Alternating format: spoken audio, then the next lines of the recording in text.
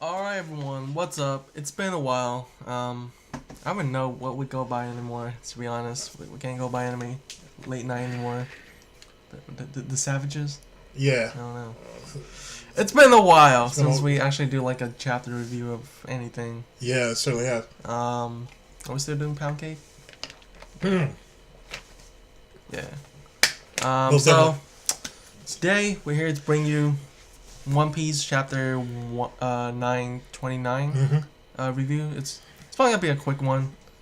We're like a week late. Yeah.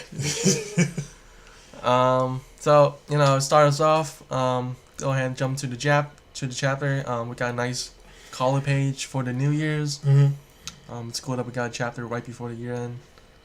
Unfortunately, it went on like a 2 weeks break until the next chapter come out. So we started off with I kind of want to jump into the whole CP0 and Orochi talking. Basically, Orochi is dealing with everyone apparently, including the world's government. So they've been trading off things. So they trade off their Kairoseki, which is the Sea Stone prison, to the world's government in exchange for benefits. Right. Orochi basically say last time they got a warship. This time, since they don't have Doflamingo anymore to be their mediator, Orochi want Dr. Vegapunks. That makes sense. So CP0 is like, nah, that's impossible. That's our main scientist. So you can't have that. And Orochi's like a savage he is. Let's pull out a pistol. Hands up, motherfucker.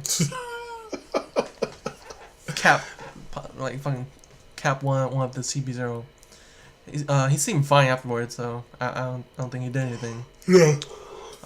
More of an intimidation tactic. Yeah, and then in the silhouette we kind of see like Orochi that's like with like 3 dragon heads. I don't know if that's like His his Dofru Dofru or not. So take it as you will. And basically, they move on from the business deal to Orochi basically walking to his banquet hall, where he have his party. And you kind of see like his personality, like he's while his people or people of the land are starving. Here he is having this extravagant banquet, and he's being served like fucking high quality chickens. Basically, he's saying like, that's not good enough. I don't want any chicken. Just throw that shit away. Right on the table and shit, or on the floor. Yeah, and then what else? It was like, we got to find a salad, and he was like, I don't want any salad. Toss that shit aside. And then people were like, oh, we have to find this tuna. He's like, yeah, I like tuna. Yeah. Give me more of that shit. So and then he saw Komurasaki. The head Corazon. Yeah. He's like, Komurasaki, I miss you. So, and they basically say like we have to hide the most popular geisha here for the party. So we kind of see the court of Orochi, all of them just enjoying the party. He's living a life like a king. Pretty much. So that's that. You kind of see how he is. What he looked like. He looked like a fucking clown to me, but he could end up being a badass. I don't know. But I think it stands as a reflection to what you've seen from a lot of those who are heads of state, heads of countries, or even royalty of any particular time period, where the more the more, what's the word I'm looking for? Extravagant their lifestyles are, the more and more that the countrymen and the general population suffers. Yeah. And I think Oda's done a really great job with illustrating that here. Like, as Kaneki said, it's very possible that he himself may very well be a badass, and he just comes across as incompetent. Yeah. You know what I'm saying? We'll have to wait and see what happens when he gets pressed. But actually, we pull out a pistol on CP0. Yeah. And basically say, I'm not afraid of the Celestial Dragon. I'm not afraid of the Marines. Well, I got Kaido on my back. Oh yeah, has Kaido backing him up. So I mean, and Kaido is the shit. He's the man who runs things over there. Really, this guy's really nothing more than a figure. Yeah, he's just a puppet. To be honest, I wouldn't be surprised by the end of the day. Kaido decided to cut him off. So Keep going. That's that. Yeah. Then we jump to Zoro. Just made it back into the leftover town with this. Who was that guy? I don't know. It's the guy who paid for his sushi. Right. When Zoro couldn't. So I guess he's traveling with him. I don't want to make any assumption, but like maybe that guy's somehow related to. I don't know. He seemed really suspicious. Think he's a spy? I don't know. He could be someone from Odin's family, or he could be like maybe someone who's from Orochi, just watching over the people. Good point. Like maybe acting like a fool. Oh, like the 47. Yeah. Yeah, that's a good point. Yeah, so he's traveling with Zoro back into town. Somehow Zoro managed to find himself lost all the way that far out. Like always. And then what else? Talk about Frankie. Frankie, when he's looking for the scrolls and everything. Yeah, Frankie is fucking Frankie in Japanese town. So him going back to his boss, like the whole reason why he's working as a carpenter, for this guy who's is a legendary carpenter. Yeah, who built Kaido's mansion. We kind of see like variation of him throughout the series. It's not actually him, I don't think, but like every time a door or something break down, you see like this guy who always like have nails in his mouth, going to fix the houses. So I guess the Oda's using him as like canon characters, which is kind of cool. So basically, Frankie end up finding out that his boss, who he's worked under to get the blueprint to Kaido's mansion, doesn't have the blueprints anymore. Nope. He pawned it off.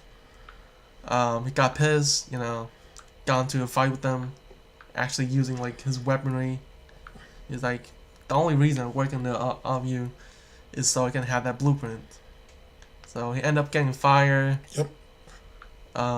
Then hitting up a couple of different places to find out where the mansion blueprint has been.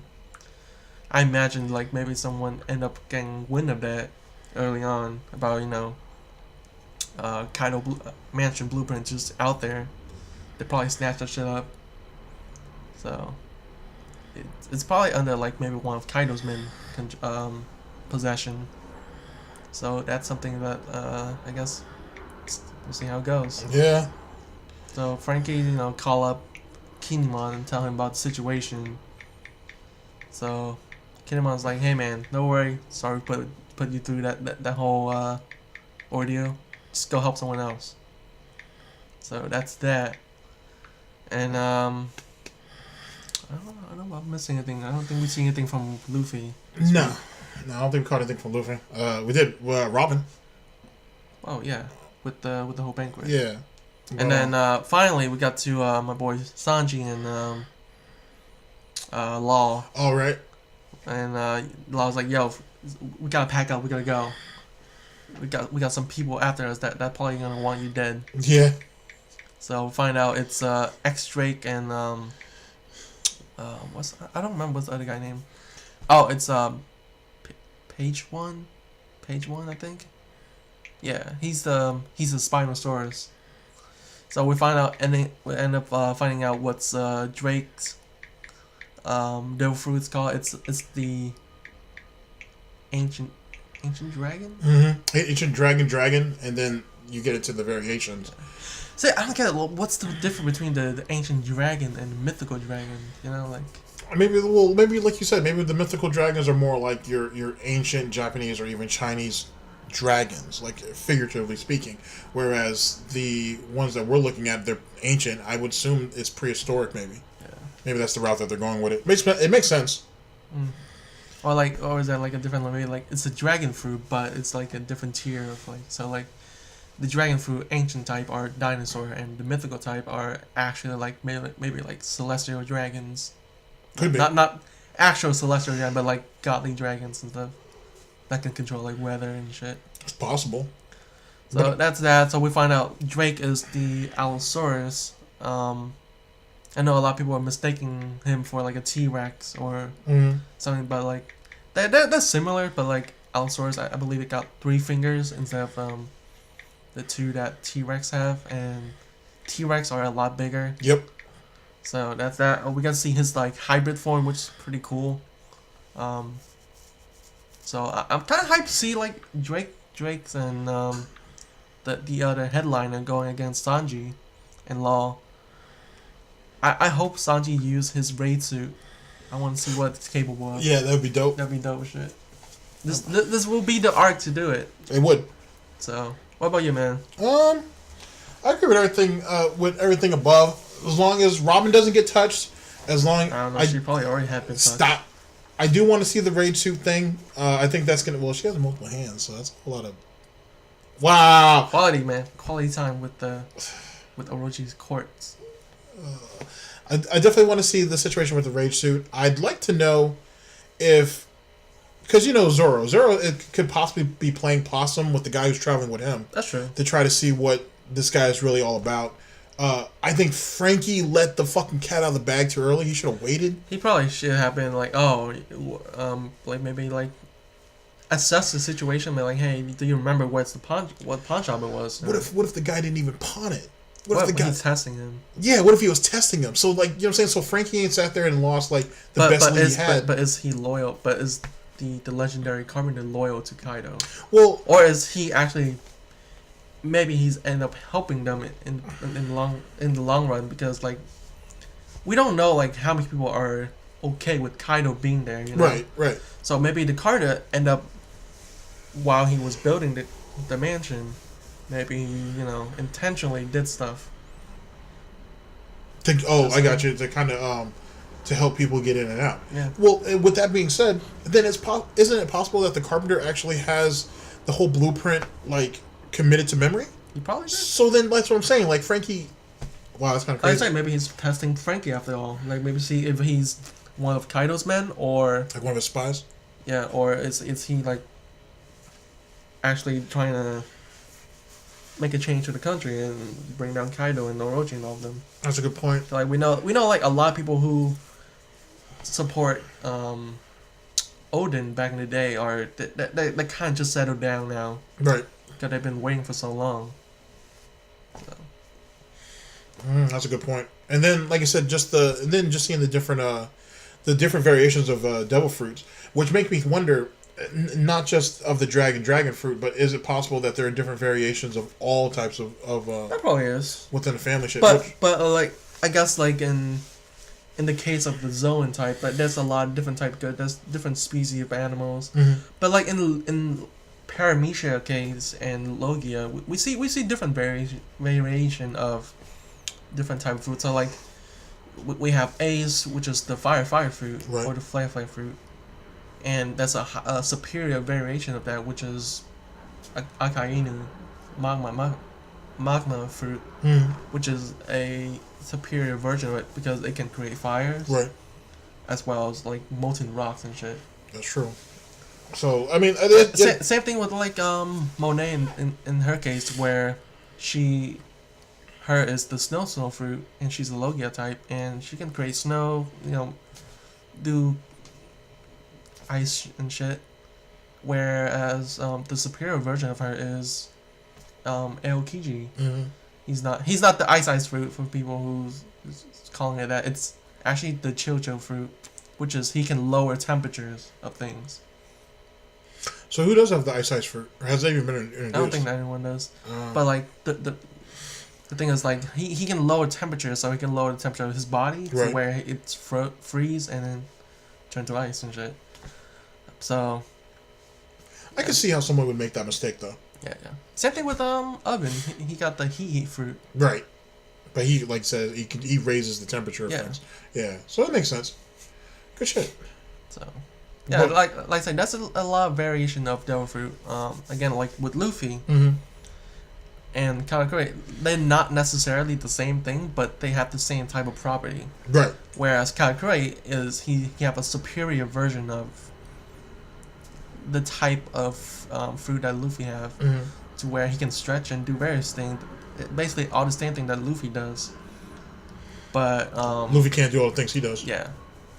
Even though it would be kind of sick if Luffy could summon off different fucking rubber hands and shit. I feel like he could do that eventually if he awakened. So like he can create rubber balls, and where from those rubber balls he can create like hands and. Oh, touche. That makes sense actually. Yeah. That'd be godlike. But I guess that maybe that just come down to like being an awakened fruit. Right. But we'll see. I don't even know if Luffy gonna awaken fruit in this arc or not. Nah, I think they'll probably wait till the next. Too early. I think so. Wait till the next. To be honest. Anything else that you want to add to it? I think that's it though. It's a good chapter. I enjoy it. I like seeing Drake and his 4 dinosaur lord. Reptard. Yeah. We're a little bit out of practice because it's been such a long time since we've done this. We missed like a lot. We missed the rest of Big Mom arc.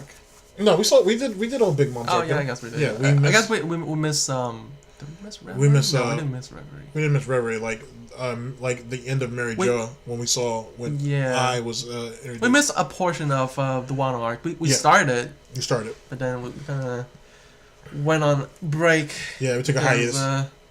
Shit happening. To Hunter x Hunter breaks and shit. But like I said, we're back here for right now.